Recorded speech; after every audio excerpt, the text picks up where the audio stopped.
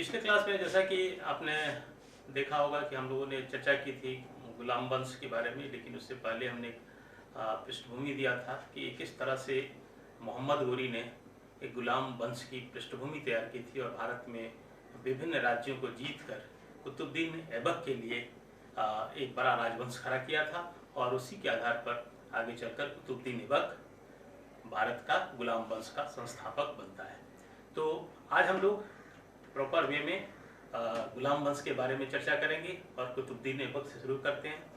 तो जैसा कि पिछले क्लास में हमने बताया था कि कुतुबुद्दीन ऐबक चूँकि मोहम्मद गोरी का प्रमुख गुलाम था और काफ़ी विश्वास पात्र भी था, इस कारण से वह अपने विजित क्षेत्रों को कुतुबुद्दीन ऐबक को सौंपकर लौट जाता था और अंत में जब उसकी मौत हो गई तो इस प्रकार से भारत का सारा साम्राज्य जो है वह कुतुबुद्दीन ऐबक के हाथों में आ जाता है।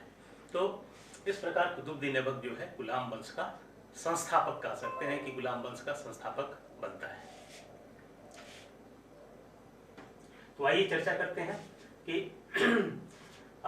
जैसा कि हम पिछले क्लास में बता चुके हैं आपको कि गुलाम वंश को दास वंश भी कहा जाता है और दास वंश इसलिए कहा जाता है कि यहाँ पर जितने भी प्रमुख शासक हुए, चाहे वो कुतुबुद्दीन ऐबक हो, चाहे वो इल्तुतमिश हो, चाहे वो बलबन हो, ये जितने भी प्रमुख शासक हुए सभी जो थे दास ही थे।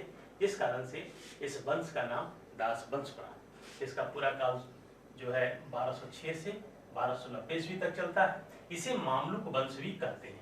तो ये सवाल कभी कभी परीक्षाओं में पूछे जाते हैं कि गुलाम वंश या मामलुक वंश दिल्ली सल्तनत में कब स्थापित हुआ। तो आप ये जान लीजिए कि 1206 से 1290 ईस्वी तक का पूरा जो काल है वह मामलुक वंश के काल के रूप में जाना जाता है। तो आइए हम लोग कुतुबुद्दीन ऐबक के बारे में 1206 में मोहम्मद गोरी की मौत के बाद कुतुबुद्दीन ऐबक जो लाहौर पे अपना सत्ता स्थापित करता है और लाहौर को अपनी राजधानी बनाकर यहाँ पर भारत में शासन करना शुरू करता है। लेकिन उसके पहले हम इसकी जरा सा पृष्ठभूमि जान लें। कुतुबुद्दीन ऐबक था कौन?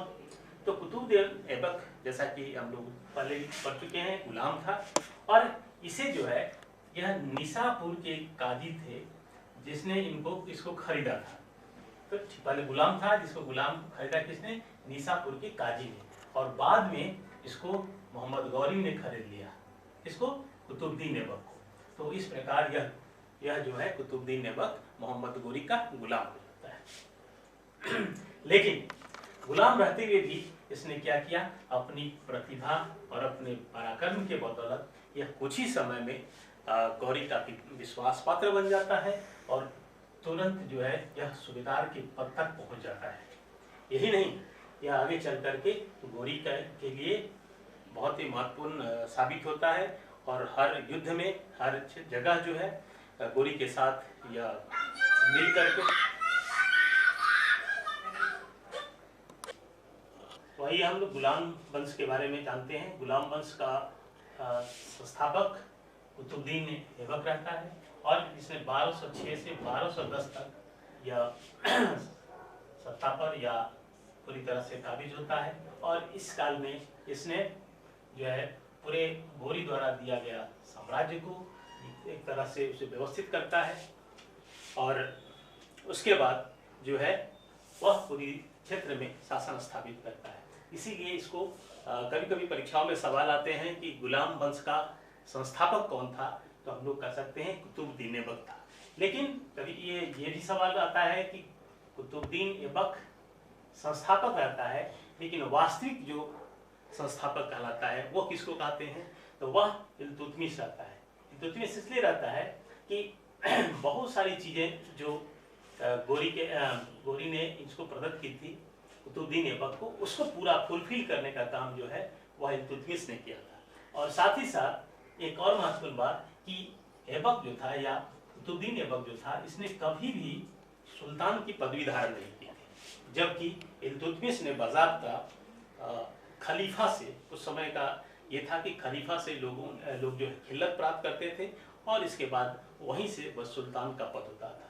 तो इल्तुतमिश जब शासक बना तो उसने पूरी तरह से खलीफा से अपनी पदवी लिया, खिल्लत प्राप्त किया और इस तरह से पूरी तरह से यह सुल्तान बनता है और इसी कारण से इसको दिल्ली सल्तनत का वास्तविक संस्थापक भी कहते हैं। तो आइए इस पर हम लोग आगे बढ़ते हैं। तो कुतुबुद्दीन ऐबक जो था एक गुलाम था, इसे निसापुर के काजी ने पहले खरीदा था। बाद में क्या हुआ कि गौरी ने इसे खरीद लिया और यह गौरी का गुलाम हो गया। तो गौरी के साथ साथ यह पूरी तरह से सभी युद्ध में इसके साथ भाग लेने लगा और वही जो उसका पूरा विश्वास पात्र बन गया। और जब गौरी की मृत्यु हो जाती है तो एक प्रकार से यहाँ का भारतीय क्षेत्रों का एक प्रकार से शासक बन जाता है। तो 1195 में कुतुबुद्दीन ऐबक ने 1195 में अजमेर के विद्रोह को दबाया था। इसके बाद 1196 में इसने ग्वालियर जीता। 1197 में इसने गुजरात के भीमदेव को पराजित किया।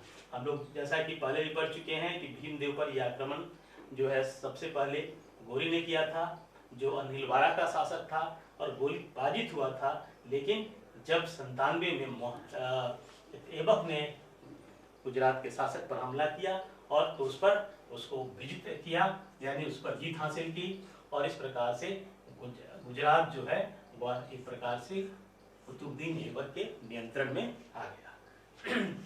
यही नहीं, कुतुबुद्दीन ऐबक ने ऐसे सिर्फ शौर्य के बल पे नहीं बल्कि कुछ ऐसे संबंध स्थापित किए जिससे कि जिसका साम्राज्य सुरक्षित रहे और विद्रोह की संभावना नहीं रहे। इसने क्या किया कि बहुत सारे राजाओं से, शासकों से इसने वैवाहिक संबंध स्थापित किए।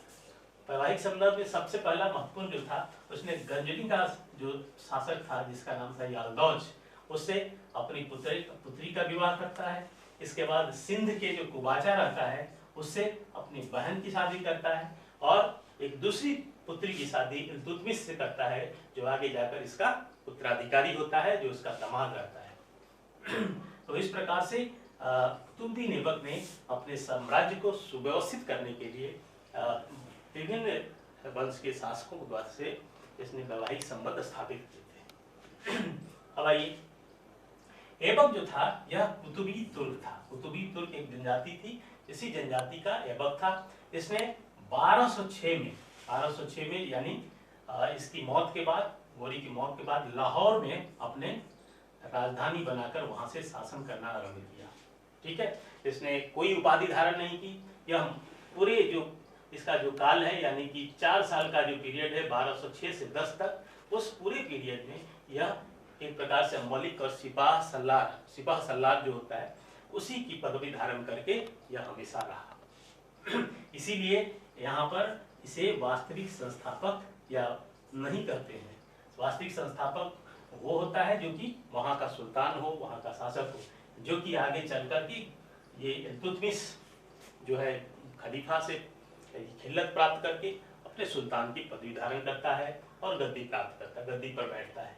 इसीलिए जब भी ये सवाल आता है कि वास्तविक संस्थापक कौन था, तो वास्तविक संस्थापक इल्तुतमिश था और संस्थापक कौन था गुलाम वंश का, तो कुतुबुद्दीन ऐबक था। ठीक है, इसमें कोई दिक्कत नहीं। अब आते हैं कि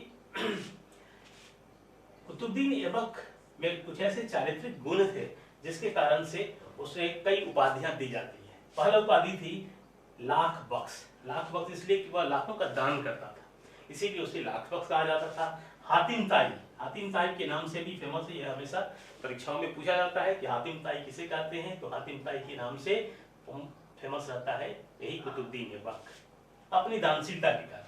इसके बाद इसको एक उपाधि दी जाती थी कुरान ख्वां। कुरान ख्वां की भी उपाधि इसे प्राप्त है। कुरान ख्वां का मतलब होता है यह जो कुतुबुद्दीन ऐबक था, जो कुरान का जो सुरीले अंदाज में उसका वाचन करता था, इसीलिए इसको कुरान ख्वां कहा जाता है। तो ये 3 महत्वपूर्ण चीज हो गए, लाख बख्श, हातिम ताई और कुरान ख्वां। ये सारी उपाधियां जो दी जाती हैं यह कुतुबुद्दीन ऐबक को दी जाती है। अब आगे आते हैं कि घोरी का जो भाई था गियासुद्दीन मोहम्मद बिन शाम, तो चूंकि हम लोग जानते हैं कि घोरी का गुलाम था कुतुबुद्दीन ऐबक, लेकिन 1208 ईस्वी में जो इसका गोरी का भाई था गयासुद्दीन मोहम्मद बिन साम, इसने उसको दास्ता से मुक्त कर दिया, यानी अब वह दास नहीं रहा, उसे दास्ता से मुक्त कर दिया गया। इसे कुतुबुद्दीन ऐबक को। कुतुबुद्दीन ऐबक ने एक तरफ जहां साम्राज्य को खड़ा करने में सारी नीतियां आजमाई और एक प्रकार से मजबूत साम्राज्य स्थापित किया, एक व्यवस्थित साम्राज्य स्थापित किया, उसके साथ साथ उसने बहुत से ऐसे चीज़ों का या कला के क्षेत्र में भी बहुत से कार्य किए और निर्माण किए जिसके लिए वह जाना जाता है। तो आइए हम लोग जानते हैं कुतुबुद्दीन ऐबक ने जो पहला ये बनाया था कुव्वत उल इस्लाम मस्जिद का निर्माण किया था। यह दिल्ली में है और यह जो मस्जिद है वह पहले जो विष्णु मंदिर हुआ करता था उसी के स्थान पर उसको तोड़ करके यहाँ बनाया गया था कुव्वतुल इस्लाम मस्जिद। ठीक है। दूसरा उसने निर्माण करवाया कुतुब मीनार। कुतुब मीनार आज हम देखते हैं तो यह तो बहुमंजिली इमारत है, लेकिन जो पहली मंजिल तक का जो क्षेत्र ये था इसे कुतुबुद्दीन ऐबक ने बनाया था और बाद में इसी के जो बाकी जो मंजिल थी इसका जो निर्माण जो पूर्ण कराने का श्रेय जाता है वह जाता है इसके दामाद इल्तुतमिश को। इल्तुतमिश ने इसे पूरा कराया। यह कुतुब मीनार जो है इसे कुतुबुद्दीन ऐबक ने सूफी सन कुतुबुद्दीन बख्तियार काकी की याद में इसे बनाया था कुतुब मीनार को। ये दो कृतियां हो गई। इसके बाद इसने एक अन्य कृति जो इसकी महत्वपूर्ण है वह है 2.5 दिन का झोपड़ा जो अजमेर में स्थित है। इसकी कहा जाता है कि यह जो है पहले चौहान शासकों ने यहाँ पर एक विद्यालय स्थापित किया था जिसको तोड़ करके यहाँ पर 2.5 दिन का झोपड़ा बनाया गया। किसके द्वारा? कुतुबुद्दीन ऐबक द्वारा। और यह मस्जिद थी, यह पहली मस्जिद इसे कहा जाता है जो थी यह 2.5 दिन। कभी कभी परीक्षा में हमेशा पूछा जाता है कि 2.5 दिन का झोपड़ा क्या है, तो 2.5 दिन का झोपड़ा जो है यह मस्जिद है। ठीक है। तो इस तरह से परीक्षाओं में सवाल पूछे जाते हैं। फिर इसने कुतुबुद्दीन ऐबक ने क्या किया कि बिहार और बंगाल दोनों का उसी समय के समकालीन विजेता है। जैसा कि हम लोग पहले से भी जानते हैं कि मोहम्मद बिन बख्तियार काकी था जिसने कि बिहार और बंगाल पर हमला किया था और बिहार में खास करके बौद्ध बिहारों को नष्ट करने का जो ये है कार्य किया था इसने।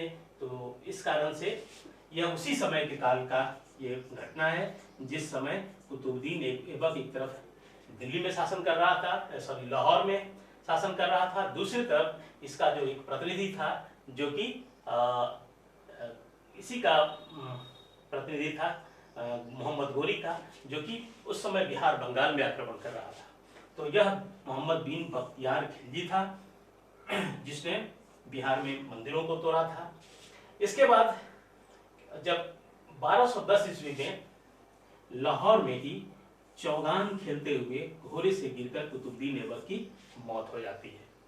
चौगान एक प्रकार का पोलो का खेल होता था जिसके इस पर भी बहुत से सवाल आते रहे हैं हमेशा कि चौगान खेलने के दौरान किसकी घोड़े से गिरकर मौत हो जाती है, तो वो कुतुबुद्दीन ऐबक रहता है। तो इस प्रकार कुतुबुद्दीन ऐबक का पूरा काल जो है वह महत्वपूर्ण है और इससे जो सवाल आते रहे उसके बारे में हम लोगों ने जानकारी हासिल कर ली। अब हम लोग इसके आगे के शासकों के बारे में पढ़ेंगे अगली क्लास में। तब तक तो बस इतना ही। इस काल के बाद आराम शाह आता है। आराम शाह कुछ दिनों के लिए मात्र 1 वर्ष के ही रहता है शासक, जो कि इसका पुत्र रहता है, लेकिन वह जो है वह महत्वपूर्ण शासक नहीं रहता है, जिस वजह से वह उसे गद्दी से हटा दिया जाता है और इल्तुतमिश जो उसका दामाद रहता है वो शासन बनता है। लेकिन इल्तुतमिश के बारे में हम लोग अगले क्लास में पढ़ेंगे।